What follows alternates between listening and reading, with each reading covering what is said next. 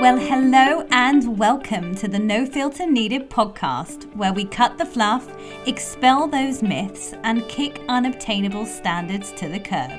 I am your host, Camilla Collins, self-image consultant, author, and founder of multiple beauty and creative entertainment agencies. I am super passionate about empowering people to change their self-perception and reimagine not just the beauty, but the huge amount of power within themselves. And this podcast is in support of my mission to do just that.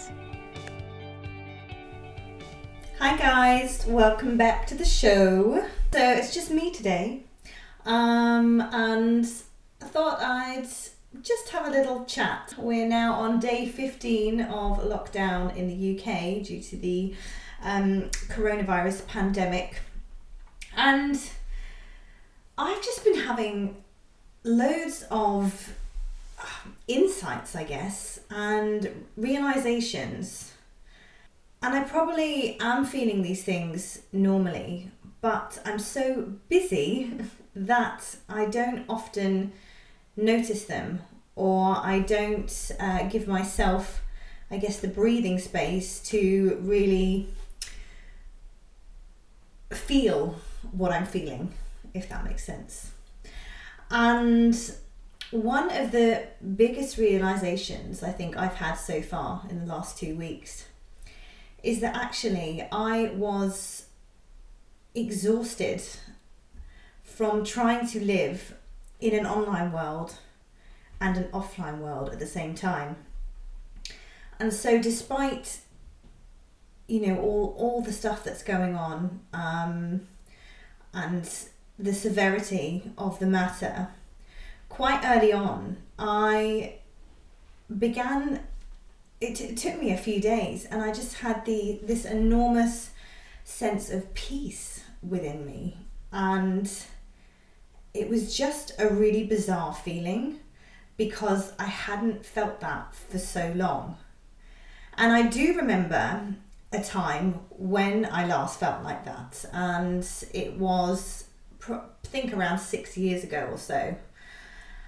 But it'd been a very long time since I had felt what I was feeling about a week ago, and I guess what I'm feeling now. And I just think that the world and the way we do, I guess, business, and the way we socialize as well, the increase in social media activity, the more time we spend on our devices, actually creates a bit of a pull. And I think this is why that there has been so much growth rather, in these sort of mindfulness activities. There's apps for it, lots of kind of workshops and things going on, lots of articles being written, videos on how to be more mindful.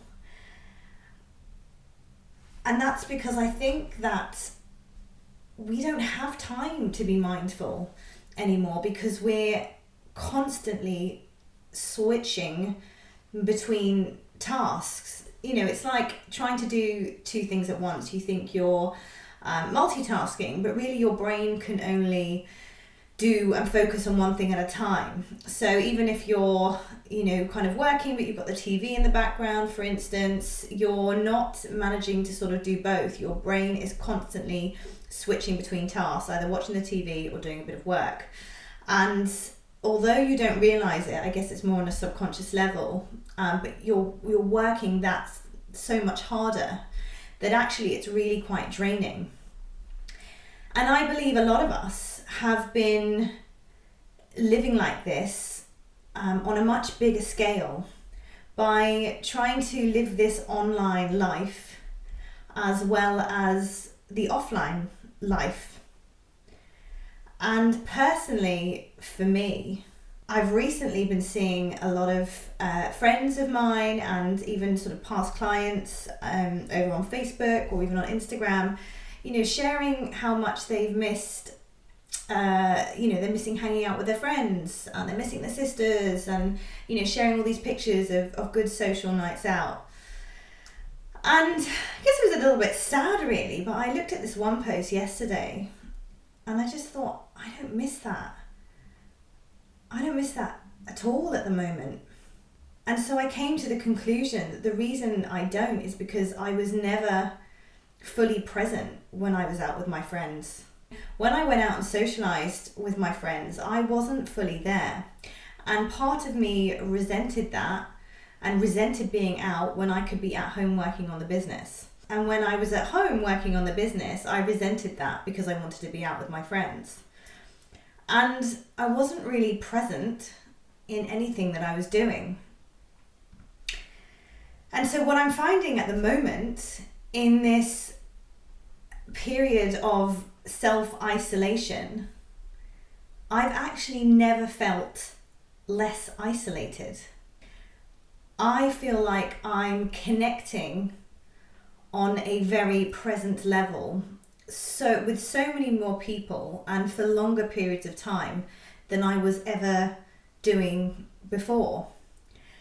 And I'm also being more productive. I guess I'm thinking through what I'm doing instead of just firefighting all the time because my mind is in a million places. And so having everything at home, connecting on Zoom calls with friends, connecting on Zoom calls with work. I mean, most of the time, those meetings or social activities quite often don't happen because we all live such busy lives and we try to book in maybe a work meeting, like a coffee sort of catch up, bit of networking, I guess, and something crops up in someone's diary so it gets rearranged, and then something will crop up in my diary and it gets pushed back again, and the chances are it never happens. But right now, we're all sort of in one place. No one's dashing around off to somewhere else. Everything's being managed from one central place. For the majority of people that, were in offices or, carried out their business maybe in central London or in offices on the outskirts, everyone's at home, working from home and also conducting their social life from home as well. And it's the same with these work meetings. It's happening with my friends, and there's a group of us, there's 4 of us that meet up on a Thursday evening on Zoom, and we've done this the last couple of weeks, and I just said I think it's a great thing we just keep it in the diary and pop in if we can and whatnot, and it's just been great. And normally it takes us over a month to even get a day which we can all do to sit down and have dinner or even just a drink. And this has been happening with loads of my friends and with a lot of people that I wanted to have a chat with. And I've just been having so many more conversations than I would normally do. And it's just really nice to have that network just out there and sort of readily available. And I've really turned a corner, I think, in my thinking, because I used to think that, all this digital stuff, it was too much for us to expose ourselves to, too much information being kind of thrown at us from all the different digital platforms that we view, and too many different ways of connecting. I mean, even on a business level, I'll get someone emailing or get someone on Facebook Messenger, or they'll be on the business page, or they'll come through Instagram, sort of managing all of this. It's stressful and anxiety inducing, but actually it's not. It's living in that sort of realm and living offline, and they're 2 very different ways of being and very different ways of connecting.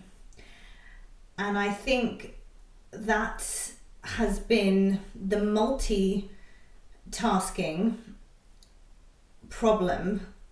So I think on this huge scale, our entire lives are working ineffectively because we're multitasking between living in an online life and an offline life.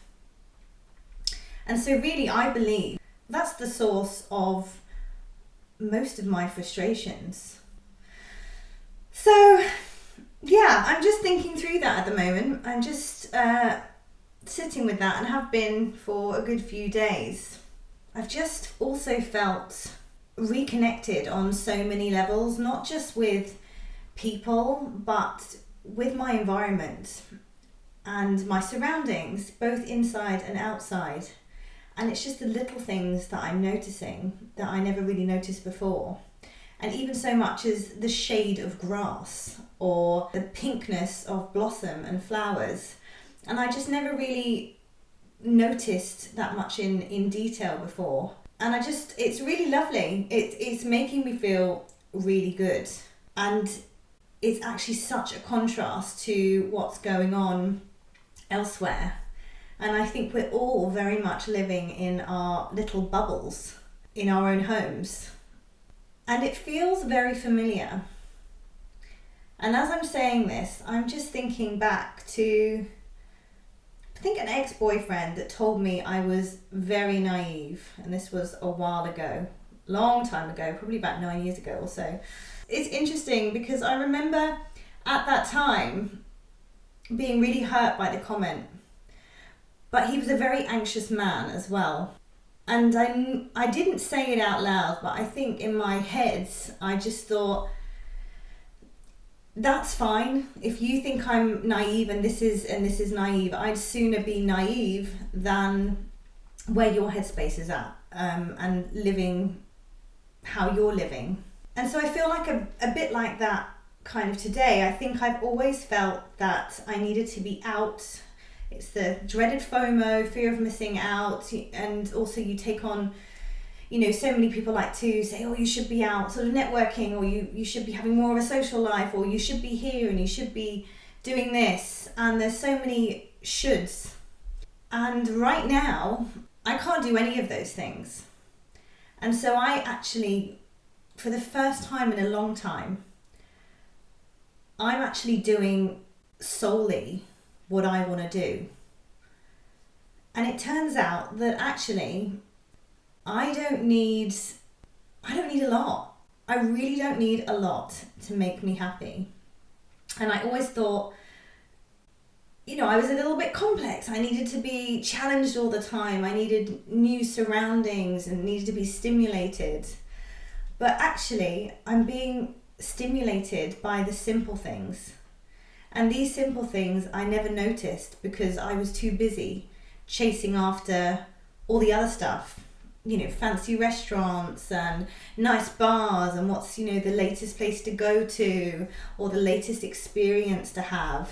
As much as experiences are great, and I am a total adrenaline junkie, and I love to do things and just be in new places and broaden, I guess, my life experience and broaden my mind at the same time.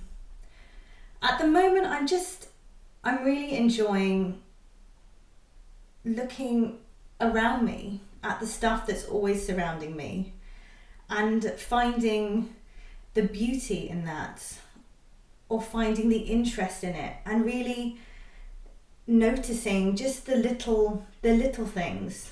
And there's just so much around us, and I think we spend so much of our time chasing after stuff and not really noticing when we get there, and not noticing anything either along the way. And so we're spending so much of our lives on this just hamster wheel. And it's like we're all lined up on these hamster wheels, and we're looking at each other, and we're all running, and it's kind of a race, but we don't know where we're racing to. And would we even recognize it when we got there? Do we even recognize it when we get there? I know there's some experiences of success that I've had that are very apparent success to other people on my behalf, yet I don't recognize it. And I put actually a little bit of this in my book. It's in the chapter Addicted to the Struggle. And I think we are just addicted to this struggle. We are getting something from this kind of struggle. It's making us feel something, but I don't think it's a good thing. It's like any kind of addiction. You're getting something from it, but it's not necessarily for your greater good, and it's not good for long term. And so I think a lot of us have been just addicted to this pursuit of unobtainable things. We can get them, but they're unattainable because we don't recognize when we get them. So yeah, I'm just doing a lot of thinking around this, all of this at the moment. And it's important, especially as we're isolating, to keep connecting with people and to keep talking about how we're feeling, what we're noticing, because quite often we can talk ourselves in or out of thoughts or in and out of feelings. And really, if we just spoke to other people and they were feeling that too, then we don't feel, I guess, so isolated in our own minds and in our own thought processes. And I think that it's great that we're having more genuine conversations at the moment, whether it's on FaceTime or Zoom or a WhatsApp call or something. But a lot of people are picking up the phone more and having genuine conversations and having time to have those conversations as well. And I think it's great to talk. I really, really do. And the one thing that's always helped me is just resonating with other people. So just speaking, just having that conversation and not feeling alone in your thought processes, which can seem pretty nuts sometimes, but there's always someone out there that's thinking along the similar lines of you. By speaking to others, you may be able to help the other person who is feeling alone in their thoughts. And I think that's just a great way that we can support each other just by being ourselves, particularly in a world where it has become increasingly difficult to be ourselves. So yeah, the connection thing is just a big one, and I think there's a lot of positives despite the horrific negatives that are going on at the moment. And I think connection, support and honesty and love and truth is the biggest outcomes of the current situation. And it will be really interesting to see how we all come out of this. I've read a couple of people online saying, the saddest thing is if we came out of this and nothing changed at all. And I don't think that's going to happen. The other thought process is that, we won't be, but it won't be long before things kind of ramp up again. But I don't think so. I think for the first time in a long time, there's a lot more people connecting on a far more genuine level from a place of truth than there ever has before. And indeed, I think this has been a very, very big wake-up call for all of us, for every single one of us. And yeah, and definitely a reset that I think we all needed. So I'm going to leave it there for today. But those are my thoughts. And yeah, if any of that's hit a nerve with you or just resonated with you at all, I'd really love to hear from you. It's great to talk. It is. It's really, really good to talk. And not only does it help us, it helps the people that we talk to. And communication is key. It helps us learn about ourselves, and it helps other people learn about themselves too, and it just broadens life experience and understanding and knowledge for us all. Thank you so much for listening. I hope you got some good takeaways from today, and if so, then please do leave a review. Make sure you subscribe so you don't miss an episode, and you can find further insights and tools over at camillacollins.com.